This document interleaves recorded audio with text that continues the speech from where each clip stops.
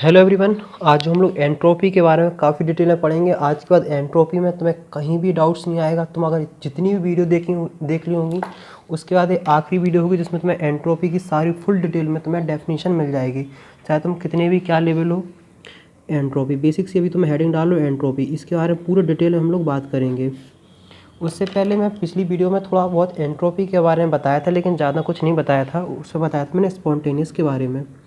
Entropy को समझने से पहले सबसे पहले हमें स्पॉन्टेनियस प्रोसेस समझना पड़ेगा, क्योंकि थोड़ा फील आ जाना चाहिए, तब हम आगे बढ़ेंगे तब बेहतरीन तरीके से समझ में आएगा।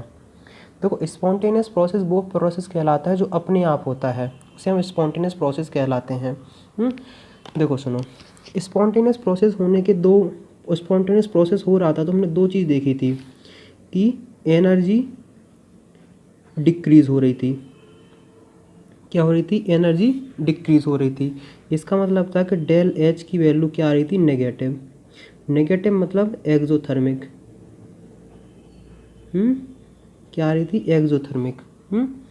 तो पहले जो साइंटिस्ट थे, जो लोगों ने पहले जब इसका जन्म हुआ, जब लोगों ने इसके बारे में बात करना स्टार्ट किया, तो लोगों ने कहा कि साइंटिस्ट लोगों ने जो रिसर्च कर रहे थे उन्होंने कहा कि वो सब प्रोसेस स्पॉन्टेनियस हैं जिसमें एंथैल्पी की वैल्यू नेगेटिव आए। उनने की अच्छी बात है, उनने की वो सब प्रोसेस स्पॉन्टेनियस होते हैं जिनकी वैल्यू नेगेटिव होती है। लेकिन कुछ ऐसे प्रोसेस थे जिनमें एंथैल्पी की वैल्यू नेगेटिव नहीं आ रही थी, लेकिन फिर भी वो प्रोसेस स्पॉन्टेनियस ही हो रहे थे। जैसे बहुत सारे एग्जाम्पल मैं तुम्हें बताता हूँ। जैसे अगर तुमने सिंपल सा एक एवोपरेशन देखा होगा। एवोपरेशन मतलब होता है किसी चीज़ का भाप, पानी का भाप बन जाना। तो उसमें H2 तुम्हारा लिक्विड में होता है, वो गैस में आ जाता है, H2O गैस। ये प्रोसेस स्पॉन्टेनियस है। तुमने देखा होगा ये प्रोसेस स्पॉन्टेनियसली होता है बिना किसी एजेंट के हेल्प से। इसमें तुम डेल एच की वैल्यू तुम देखते हो पॉजिटिव आती है, यहाँ पॉजिटिव वैल्यू आ रही, फिर भी ये स्पॉन्टेनियस है। तब लोगों के दिमाग में आया कि नहीं नहीं, ये डेफिनेशन बिल्कुल एग्जैक्ट नहीं स्पॉन्टेनियस की। तो उन्होंने बोला स्पॉन्टेनियस के बारे में थोड़ा और सोचना चाहिए। फिर ऐसे प्रोसेस आए, क्या है? फिर आई है एंड रेंडमनेस।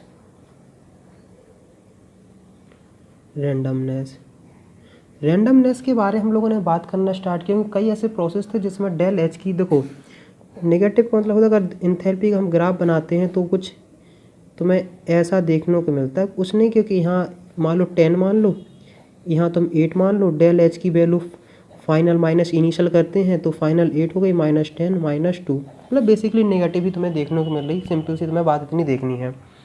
तो ऐसे ही ग्राफ के बारे में हमें नहीं समझना है कि ट्रांजिशन कुछ नहीं, उससे नहीं समझना, बेसिकली नेगेटिव है। लेकिन कई प्रोसेस हमें देखने को मिले कि जिनमें पॉजिटिव की वैल्यू आ रही थी, फिर भी वो स्पॉन्टेनियस प्रोसेस हो रहे थे।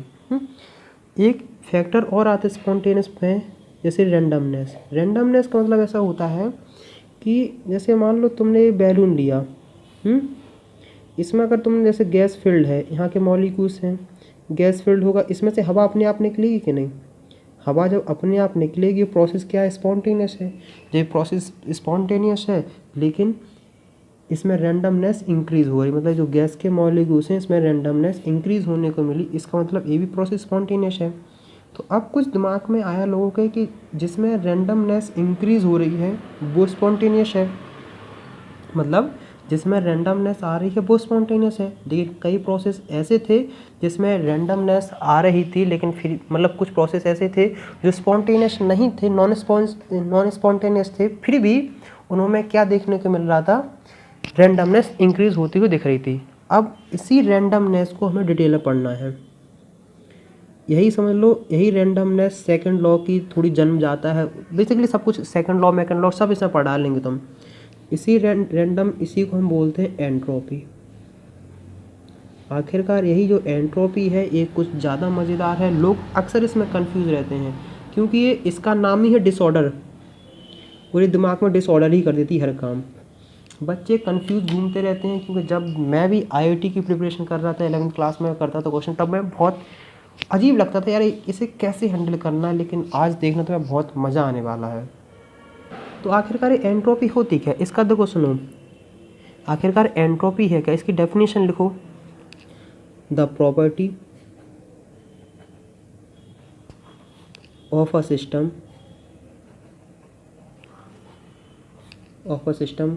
ये बहुत ही सिंपल सी तुम्हें डेफिनेशन लिख लेनी है। अब इसको हम थोड़ा डिटेल में समझते हैं, इसे समझना क्या है। पहले जो मतलब कुछ बातें लिख लो कि इसकी देखो इसे ऐसे रिप्रेजेंट करते हैं, किससे, ऐसे हम लोग इसे सिंपल से रिप्रेजेंट करते हैं। एक स्टेट फंक्शन है, स्टेट फंक्शन का मतलब होता है कि ये फाइनल एंड इनिशियल चीज़ पे डिपेंड करता है। और दूसरी बात है एक्सटेंसिव प्रॉपर्टी है, ये मतलब मैटर पे डिपेंड करती है। तीन चीज़ें भी बेसिकली तुम्हें समझना है, हम मैथमेटिकली पढ़ेंगे। एक्सटेंसिव देखो इसका मतलब होता है कि हम इसका del S equal to final entropy minus initial entropy, ये हमें बेसिकली पढ़ना है। इसका हम मैथमेटिकल में हर चीज़ तुम्हें पढ़ के रखेंगे, तुम्हें बताएंगे आखिरकार कि कहाँ से किसका इसका यूज़ आता है, क्या इसका है क्या नहीं है। एक जो तुम पता है एक बहुत पढ़ते होगे, इस एक होता है कैओस, इसका मतलब होता है डिसऑर्डर। क्योंकि ये शब्द बड़ा दुखदायक होता है, इसका मीनिंग उतना समझ में नहीं आता, तो इसका मतलब फिर डिसऑर्डर थोड़ा दिमाग में सेट कर लेना। और ये रियली में एंट्रोपी जो डिसऑर्डर है दिमाग में बहुत डिसऑर्डर लगा देती है। तो अब चलो हम लोग उसको मैथमेटिकल बात करना स्टार्ट करते हैं। देखो बहुत सिंपल सा, टेंशन बिल्कुल भी नहीं लेना। देखो एक तो ये हो गया है, एक दूसरा change in entropy is equal to Q reversible upon temperature at that position. इसका मतलब change in entropy is directly proportional to reversible, आखिरकार तुम कितनी हीट इसे दे रहे हो। मतलब और पूरा बताऊंगा, टेंशन नहीं लो। और इनवर्स प्रोपोर्शनल टेम्परेचर, अगर टेम्परेचर की वैल्यू ज़्यादा है तो चेंज इन एंट्रोपी कम होगा, अगर टेम्परेचर की वैल्यू कम है तो चेंज इन एंट्रोपी ज़्यादा आएगा। पूरा डिटेल में बताएंगे, टेंशन नहीं लो। देखो सुनो, देखो अब एक बात थोड़ा ध्यान से समझना, ताकि इस चीज़ को फील करने के लिए थोड़ा ध्यान से समझना पड़ता है। देखो इसकी यूनिट तुम अगर कोई पूछना चाहे कि आखिरकार एंट्रोपी की यूनिट क्या होगी, तो तुमने कुछ नहीं ऐसे लिखा है Q अपॉन टी, इसकी क्या होती है जूल, इसकी क्या होती है पर केल्विन, जूल केल्विन। और कई कई जगह तुम्हें देखने को मिलेगी जूल पर केल्विन पर मोल। पर मोल का मतलब होता है कि एक मोल के लिए कितनी है। तो देखो बेसिकली उससे पहले मैं तुम्हें और बता दूंगा आखिरकार एंट्रोपी कब कब इंक्रीज़ होती है। नहीं उससे पहले चलो मैं थोड़ा डिटेल में बताता हूँ अगर तुम्हें फील हो। जैसे मान लो सिस्टम है, क्या है, सिस्टम है। क्योंकि बच्चे यहाँ नहीं समझ पाते हैं और यहीं बच्चे अक्सर परेशान होते हैं। सिस्टम को मान लो हमने 100 जूल हीट दी और इसका टेम्परेचर था, हम मान लेते हैं 50 डिग्री सेल्सियस, 50 डिग्री सेल्सियस। तो बेसिकली इसे देखो, इसे टेम्परेचर जो भी लिया जाएगा वो केल्विन में लेना है। तो चलो हम लोग इसे क्या लेते हैं, केल्विन में लेते हैं। तो हमने इसे केल्विन मान लिया है 300 केल्विन। 300 केल्विन मतलब 273, मतलब बेसिकली 27 डिग्री सेल्सियस। इसका मतलब है कि 27 डिग्री सेल्सियस इसका टेम्परेचर है। हमने इसे बेसिकली कितनी दी है, 10 जूल हमने इसको हीट दी, सॉरी 100 जूल हमने हीट दी है। 100 जूल हमने इसको हीट दी है। तो इसकी जो 100 जूल है वो दो कामों में बट गई। ये एक को बोलते हैं यूज़फुल वर्क, ये जो हम आगे पढ़ेंगे, और एक होता है non useful work. Non useful work या फिर जिसे तुम बोलते हो क्यू रिवर्सिबल, जैसे तुम ये लिखो ना। देखो नॉन रिवर्सिबल वर्क मतलब कि वो वर्क जो किसी के स्टेट रैंडमनेस या ये सब लाने के लिए यूज़ हो। तो हमने देखा कि 180 यहाँ चली गई और 20 यहाँ चली गई। मतलब देखो इस 80 के बारे में बात करनी है, हम पूछेंगे इसकी चेंज इन एंट्रोपी कितनी है, तुम कहोगे इसने हीट 80 आई है और टेम्परेचर था इतना। तो 4/15। इसको मैं थोड़ा डिटेल में समझाता हूँ कि आखिरकार बच्चे फॉर्मूला तो जितना आसान लगता है उतना ये कठिन कष्टदायक भी होता है। देखो पहली बात है कि टेम्परेचर, तो वो टेम्परेचर जब उस सिस्टम का टेम्परेचर था उसमें तुम्हें टेंशन नहीं लेनी है। बच्चे फंसते हैं यहाँ कि आखिरकार क्यू रिवर्सिबल कौन सी हीट है। देखो, वो हीट जो सिस्टम में रेंडमनेस लाए, मतलब जो सिस्टम में बिखराव लाए, मतलब मॉलिक्यूल्स को दूर दूर करने में हो। तो बेसिकली तुम्हें थोड़ा थोड़ा इमेजिन हो रहा होगा कि आखिरकार रेंडमनेस मतलब किसी की मॉलिक्यूल्स को दूर दूर लाने में, मॉलिक्यूल्स को दूर दूर करने में जो हीट यूज़ होती है उसी को वो वही हीट है।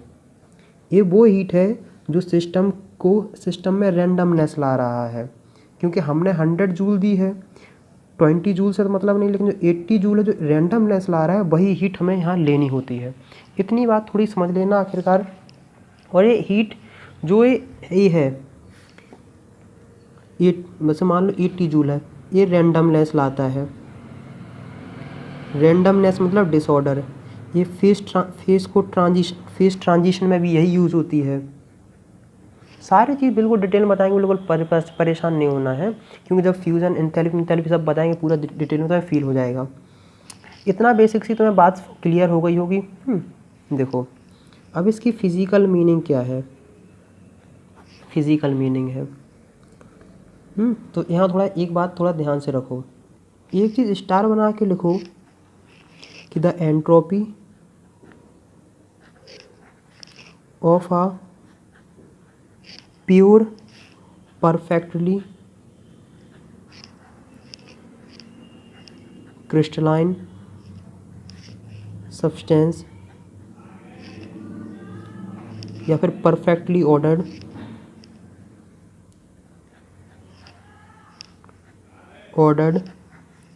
Is 0 at 0 kelvin. इसका मतलब ये है कि 0 केल्विन पे एंट्रोपी 0 होती है किसकी, जो परफेक्टली ऑर्डर्ड होता है, जो परफेक्टली ऑर्डर्ड होता है। सॉलिड से जब हम इतना बात स्टार बना के लिख रहे हैं, लिक्विड जाते हैं तो एंट्रोपी इंक्रीज़ होती है। जब सॉलिड से लिक्विड जाते हैं एंट्रोपी इंक्रीज़ होती है। जब लिक्विड से गैस जाते हैं तो एंट्रोपी इंक्रीज़ होती है।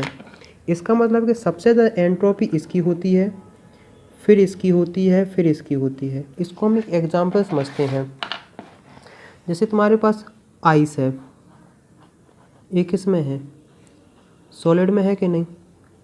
इसे मेल्ट करके किस में ला गए हम, वाटर में, और वाटर से हमने कैसे इसे गैस में कर दिया है। मान लो तुम्हारे पास 100 ग्राम आइस थी, ये सब कुछ वही रहा, सब कुछ रहा। सबसे ज़्यादा इसकी एंट्रोपी है, फिर इसकी है, फिर इसकी है, तो मतलब सबसे ज़्यादा गैस की, फिर लिक्विड की, और फिर सॉलिड की। क्योंकि सॉलिड में जो पार्टिकल्स होते हैं ना, सिस्टम के जो अंदर जो पार्टिकल्स हैं, मॉलिक्यूल्स हैं H2 के, वो परफेक्टली अच्छे तरीके से अरेंज होते हैं। जितना अच्छा अरेंज होगा उतनी कम उसकी एंट्रोपी हमें देखने को मिलेगी।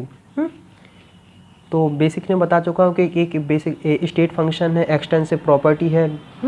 अब हम और डिटेल में बात करते हैं। अब हम लोग जो काफ़ी डिटेल में पढ़ेंगे वो है सेकंड लॉ ऑफ थर्मोडायनेमिक्स। तो स्टार बना के हेडिंग स्टार बनाओ और लिखो second law of thermodynamics. Second of thermodynamics basic सा हम लोग स्पॉन्टेनियस, नॉन स्पॉन्टेनियस, एंट्रोपी, इन सब के बारे में डिटेल में थोड़ा थोड़ा बात कर चुके हैं, कॉन्सेप्चुअल। यहाँ हम लोग उसका अप्लाई देखेंगे, समझेंगे कि आखिरकार थर्मोडायनेमिक्स कैसे यूज़ है। और बेसिक सी सेकंड लॉ में तुम एंट्रोपी के बारे में पढ़ोगे। क्या पढ़ोगे, एंट्रोपी के बारे में। थोड़ा बहुत हम लोग एंट्रोपी के बारे में पढ़ चुके हैं, फिर भी यहाँ एंट्रोपी के बारे में और डिटेल में पढ़ेंगे। वो भी फर्स्ट लॉ के, मतलब पूरा यहाँ जहाँ से क्वेश्चन पुटअप होते हैं ना, वो सब यहाँ पढ़ने वाले हैं। और यहाँ थोड़ा थोड़ा फील होता है, बाकी जगह तो मुझे पता नहीं हुआ। तो सेकंड लॉ स्टेटमेंट डालो, लिखो। इस लॉ का कहने का मतलब है बिल्कुल रियल लाइफ में वैलिड हो रही है कि दुनिया में जो यूनिवर्स में जो एंट्रोपी हमेशा इंक्रीज होती जा रही, मतलब रैंडमनेस आती ही जा रही, कोई चीज़ दूर दूर बिखराव में हो ही जा रही है। Entropy of the system, entropy of the universe always increase in the course of every spontaneous change. और बेसिकली जितने भी लोग ये प्रोसेस होते हैं वो सब स्पॉन्टेनियस प्रोसेस होते हैं, इरिवर्सिबल होते हैं। एंट्रोपी मतलब रैंडमनेस हमेशा इंक्रीज हो रही है। देखो, यूनिवर्स किस चीज़ से मिल के बना है? System plus surrounding. इसी चीज़ को हम लोग अब देखो डिटेल में बात करते हैं। तो ये बिल्कुल देखो, तो S universe entropy of universe equal to क्या होगा? Change in entropy of system plus change in entropy of surrounding. हमने दो ही बात करी हैं और इसकी वैल्यू हमेशा इंक्रीज ही हो रही है। इसका मतलब है कि del S universe is greater than 0। तो इसका मतलब ये है कि system entropy of system plus entropy of change in entropy of surrounding is greater than 0। समझ रहे ना? तो यही सेकंड लॉ कहता है। अब देखते हैं कि सेकंड लॉ और फर्स्ट लॉ का क्या कॉम्बिनेशन हो सकता है। फर्स्ट लॉ क्या कहता है? फर्स्ट लॉ कहता है कि any energy of the universe is conserved. Energy of the universe is conserved whereas, जबकि the entropy of the universe always increases in any natural process। जो भी प्रोसेस नेचुरली हो रहे हैं, स्पॉन्टेनियसली होते हैं, उन सब में एंट्रोपी चेंज हो रहे हैं। तो बेसिकली यहाँ से लेके यहाँ तक का फर्स्ट लॉ है और बाकी जो बचा है entropy of the universe is always increase in any natural. मतलब इसे डबल स्टार ट्रिपल स्टार देते हैं। इस ट्रिपल स्टार को थोड़ा अच्छे से याद कर लेना, ताकि तुम कुछ नियम समझ सको कि आखिरकार कहाँ से क्या क्या हो रहा है। अब एक इम्पॉर्टेंट पार्ट पढ़ते हैं, वो है कि entropy changes during phase transition. Entropy changes during phase transition मतलब सॉलिड से लिक्विड, लिक्विड से जब गैस जाते हैं तो इसमें हमें क्या क्या देखने को मिलती है। देखो, transition entropy Q reversible upon temperature उस समय का। पहले इसलिए हेडिंग डालो कि एंट्रोपी ऑफ फ्यूज़न। क्या डालना है? Entropy of fusion. इसमें सबसे पहले जो पढ़ने वाले हैं, पढ़ेंगे हम entropy of fusion. Entry of fusion. और फ्यूज़न का मतलब तुम सब जानते हो कि किस में आ जाना है? सॉलिड से लिक्विड में जाना। देखो, सॉलिड से लिक्विड में जाने में जितनी हमें हीट देते हैं तो उसे हमने बोला था एंथैल्पी ऑफ फ्यूज़न, या फिर उसे हमने लेटेंट हीट बोला था। इसी लेटेंट हीट को तुम क्यू रिवर्सिबल मान लो। मतलब यही हीट जो होती है वो ट्रांजिशन में यूज़ हो रही, फेस चेंज करने में यूज़ हो रही है। देखो सुनो, एग्जाम्पल वाटर सॉलिड है, इरिवर्सिबल है कि बस टेम्परेचर का डिफरेंस करो तो सॉलिड से आई से वाटर बन जाता है, वाटर से आईसी बन जाता है। तो हम देखेंगे कि एंट्रोपी ऑफ वाटर स्टैंडर्ड ले रहे हैं, इसलिए हमने यहाँ बना दिया है minus entropy of ice equal to change in fusion entropy equal to fusion enthalpy upon उस समय टेम्परेचर कितना है, फ्यूज़ होने पे टेम्परेचर कितना है। वाटर में generally 100 degree Celsius 0 degree Celsius में लेते हैं, तो टेम्परेचर की वैल्यू 273 केल्विन लेते हैं। लेकिन सबके लिए अलग अलग हो सकता है, वो सबकी वैल्यू अलग अलग डिपेंड करती है। जैसे देखो, फ्यूज़न एंथैल्पी अगर हम निकालते हैं कि एंट्रोपी कितनी है स्टैंडर्ड, फ्यूज़न एंथैल्पी स्टैंडर्ड कितनी होती है, तो तुम्हें याद हो कि वो होती है 6 किलोजूल पर मोल। टेम्परेचर कितना है, हम बोलेंगे 273 केल्विन। तो जो तुम इसको सिंपल से डिवाइड करोगे तो इसकी देखो 6 × 10³ अपॉन 273, तो इसकी वैल्यू लगभग जो देखने को मिलती है, जो देखने को आती है 21.98। तो इसकी देखो क्या हो जाएगी, 21.98 जूल पर केल्विन पर मोल। ये रही इसकी एंट्रोपी किसकी, फ्यूज़न की, वो भी किस में, वाटर में। ऐसे ही वेपराइजेशन में होता है। इसका मतलब पता क्या क्या है, सॉलिड से लिक्विड, लिक्विड से गैस, या फिर ऐसा। इस समय जो यहाँ से लेके यहाँ तक जाने में जितनी हीट हो रही है उसे तुम्हें पता क्या क्यू मान लेना है। पूरा तुम्हें प्रोसेस समझ में आ जाएगा।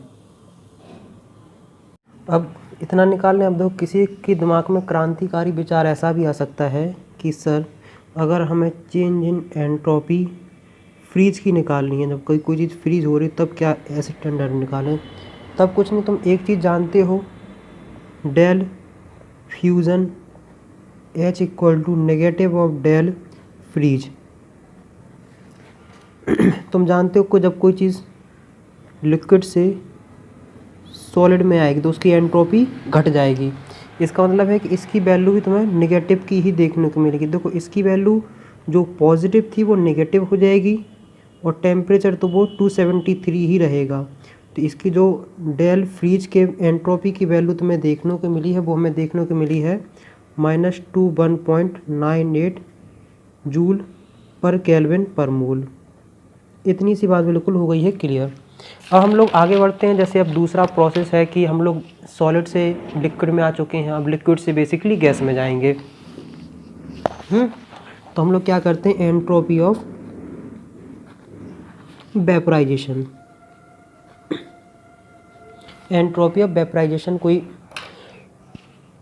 देखो बच्चा लोग, तुम लोग 11th क्लास में आ गए हो, बड़े हो गए, तो डेफिनेशन रटने से ज़्यादा, डेफिनेशन से ज़्यादा उस चीज़ को समझने पे जोर दो। वही मेरा मोटो रहता है। अगर दो कोई कंपटीशन एग्ज़ाम निकालना है तुम्हारा, तुमसे डेफिनेशन नहीं, तुम्हें उससे मतलब से क्वेश्चन निकलेंगे।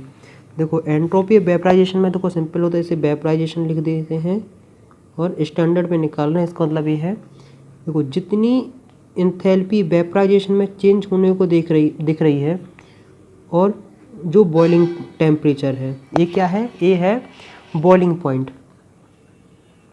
जैसे वाटर का बॉइलिंग पॉइंट सी लेवल पे 100 डिग्री सेल्सियस होता है और इसकी इंथैल्पी हम लोग देख लेते हैं। देखो सुनो, जब कोई चीज़ H2O लिक्विड से किस में, गैस में आता है, H2O गैस में आता है, तो उसकी जो एंथैल्पी ऑफ वेपराइजेशन होती है वो होती है स्टैंडर्ड स्टेट में 40.79 किलो जूल पर मोल।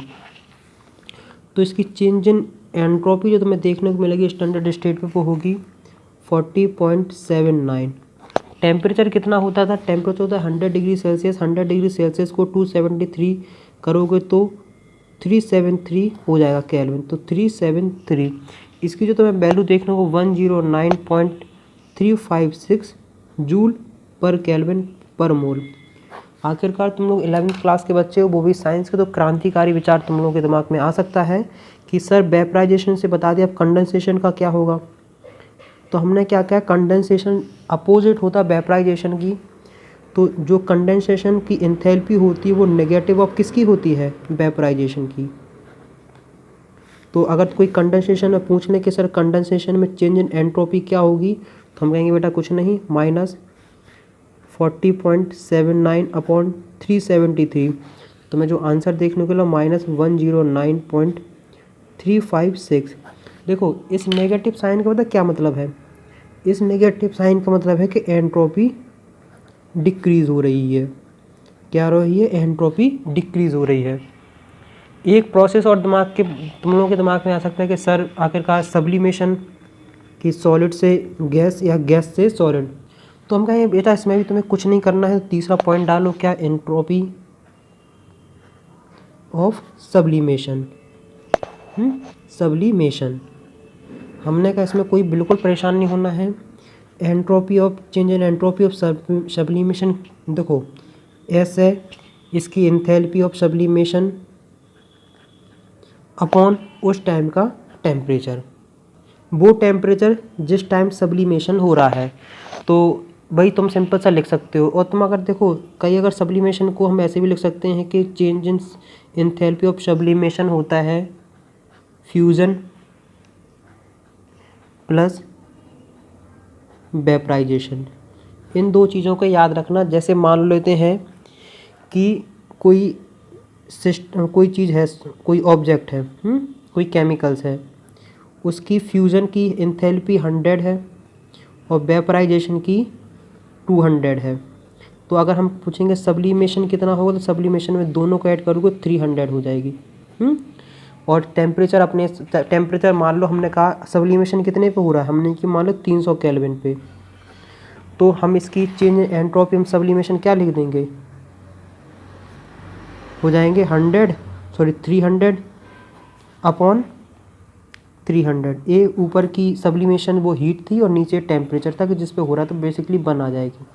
अब देखो एक जगह, कहीं कहीं जगह लिखा रहता होता है, क्या लिखा रहता है कि greater the temperature less change in entropy.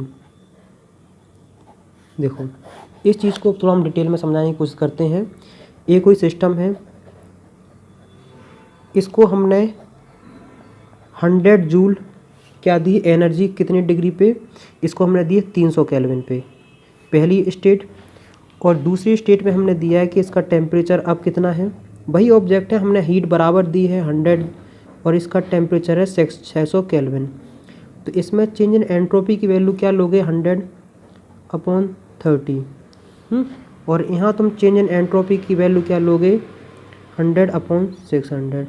देखो 1/3 और 1/6। तुम बेसिकली देख रहे होगे ए वाली वैल्यू ज़्यादा बड़ी, 0.33 आ रही है और यहाँ तुम देखोगे 1 के आसपास आ रही है, तो ए वाली वैल्यू ज़्यादा है, ए वाली वैल्यू ज़्यादा है। कि अगर मान लो टेम्परेचर कम है तो एंट्रोपी ज़्यादा होती है, अगर टेम्परेचर ज़्यादा है तो एंट्रोपी कम होती। क्यों होती है, क्योंकि टेम्परेचर उसमें रैंडमनेस कम आएगी, मतलब मॉलिक्यूल्स कम रैंडम देखने को हमें मिलेंगे, इसलिए ऐसा होता है। क्योंकि मॉलिक्यूल्स लेवल पे टेम्परेचर, जैसे मान लो अभी यहाँ से लेके यहाँ तक रैंडमनेस जा रहे थे 300 केल्विन पे, और क्या नाम है 600 केल्विन पे, मान ले यहाँ से लेके यहाँ तक जाएंगे, तो बेसिकली हाई टेम्परेचर रैंडमनेस कम होती है। तो मुझे इतनी उम्मीद है कि यहाँ तक सब कुछ समझ में आ गया होगा। अगर समझ में आया तो लाइक करो, शेयर करो, सब्सक्राइब करो, कम से कम अपने 3 फ्रेंड के साथ इस वीडियो को शेयर करो। नेक्स्ट वीडियो मिलेंगे, तब तक शेयर कर दे रहो। Bye bye.